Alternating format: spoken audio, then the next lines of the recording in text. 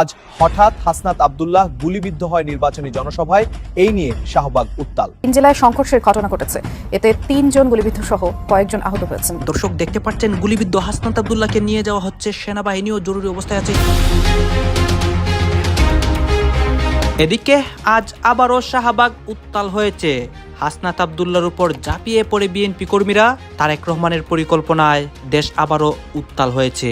একটা পক্ষ গোপনে উপেনে জানিয়েছে হ্যাগুটের পক্ষে, কিন্তু তারা গোপনে নায়ের পক্ষে প্রচার চালিয়ে যাচ্ছে। এবার ধানের শীষের স্লোগান দিয়ে গিয়ে দাঁড়িপাল্লায় সিল মারবে, আবার ধানের শীষের স্লোগান দিয়ে স্বপ্নকলিতে সিল মারবে। হাসনাত আব্দুল্লাহ এই বক্তব্যটি দেওয়ার পর সবাই হাসনাতের উপর ঝাঁপিয়ে পড়ে, এই হাসনাতের খুবই খারাপ অবস্থা হয় রাজপথে। এদিকে শাহবাগ নিঃসন্দেহে সাম্প্রতিক সময়ে আমরা খুবই গুরুত্বের সঙ্গে লক্ষ্য করছি বিএনপি এবং আওয়ামী লীগ একে অন্যের প্রতি এক ধরনের সহনশীল এবং শ্রদ্ধাশীল রাজনৈতিক মনোভাবের প্রকাশ ঘটাচ্ছে। সেই জায়গা থেকে আমাদের প্রশ্ন, এই যে দল দুটির উদার গণতান্ত্রিক রাজনৈতিক দৃষ্টিভঙ্গি আমাদের সামনে প্রকাশ ঘটছে, ক্ষমতার রাজনীতিতে পরিস্থিতি দিন দিন উত্তপ্ত হয়ে উঠছে। অভিযোগ উঠেছে পরিকল্পিতভাবে মাঠ দখলের চেষ্টা চালাচ্ছে এনসিপি। ডক্টর ইউনূসের অনুসারীদের সক্রিয়তা ঘিরে রাজনৈতিক অঙ্গনে তৈরি হয়েছে তীব্র বিতর্ক। কে কার বিরুদ্ধে, এখন সেটাই বড় প্রশ্ন। যারা তাকে ক্ষমতায় এনেছিল, আজ তাদের জীবন নিয়ে দাবার চাল দেওয়া হচ্ছে। জামায়াতের আমির ভাই ওপেন চ্যালেঞ্জ দিয়েছে বিএনপির চেয়ারম্যান জনাব তারেক রহমানকে। দর্শক, একের পর এক মৃত্যু সরকারকে প্রশ্নের মুখে ফেলছে। আবার যদি একটি পাতানো নির্বাচনের দিকে আপনারা যান, ব্যালট বাক্স আপনারা নিজ দায়িত্ব ভরে দেন, জনগণের যেই বিদ্রোহ, সেই বিদ্রোহ আপনারা সামলাতে পারবেন না। বাংলাদেশের জনগণ যখন জেগে ওঠে, কামান দিয়ে তাদেরকে ঠেকানো যায় না, গোলাবারুদ দিয়ে তাদেরকে ঠেকানো যায় না, বিদেশি শক্তি দিয়ে তাদেরকে ঠেকানো যায় না। প্রিয় প্রশাসনের ভাইয়েরা, আপনারা এখানে যারা রয়েছেন, আপনারা বিগত 3টা নির্বাচন আপনারা করেছেন। আপনারা দিনের ভোটটাকে রাতে করেছেন। আপনারা মরা মানুষকে কবর থেকে তুলে নিয়ে এসে ভোট দিয়েছেন। আপনারা আমিরামি নির্বাচন আপনারা পরিচালনা করেছেন।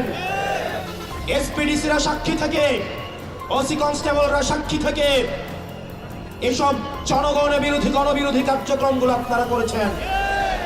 আমরা বিশ্বাস রাখতে চাই, এই কার্যক্রমগুলো আপনারা উপর মহলের আদেশে আপনাদেরকে করতে হয়েছে।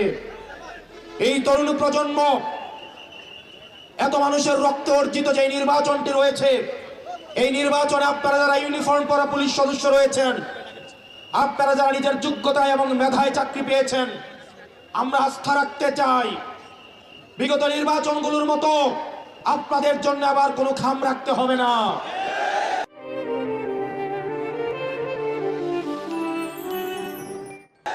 কোন এসপির জন্য খাম রাখতে হবে না, কোন ওসির জন্য খাম রাখতে হবে না, কোন এসআই কনস্টেবলের জন্য খাম রাখতে হবে না। আপনারা যদি অবৈধ টাকাটা আপনাদের সামনে নিয়ে আসে, আপনারা আপনাদের সন্তানের কথা মনে করবেন, আপনারা আপনাদের বাবা মার কথা মনে করবেন, বাংলাদেশের জনগণের কথা মনে করবেন। আপনারা যদি তারপরেও এই টাকাটা আপনারা হাত দিয়ে স্পর্শ করে দেখেন, আল্লাহর আরশ কেঁপে উঠবে আপনাদের প্রতি। 5ই আগস্ট প্রশাসনের প্রতি জনগণের যেই বিদ্রোহ আপনারা দেখেছেন, বাংলাদেশের জনগণ যখন জেগে ওঠে, কামান দিয়ে তাদেরকে ঠেকানো যায় না, গোলাবারুদ দিয়ে তাদেরকে ঠেকানো যায় না, বিদেশি শক্তি দিয়ে তাদেরকে ঠেকানো যায় না।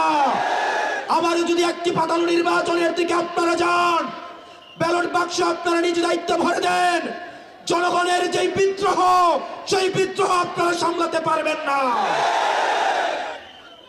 প্রিয় প্রশাসনের ভাইয়েরা, আপনাদেরকে অনুরোধ করব, আপনারা আমাদের ভাই, এই বাংলাদেশটা সুন্দর করে গড়ে তোলার জন্য কাঁধে কাঁধ মিলিয়ে আমরা ঐক্যবদ্ধ বাংলাদেশের সাথে আপনাদেরকে নিয়ে একটা দুর্নীতি চাঁদাবাজ মুক্ত একটা বাংলাদেশ গঠন করব।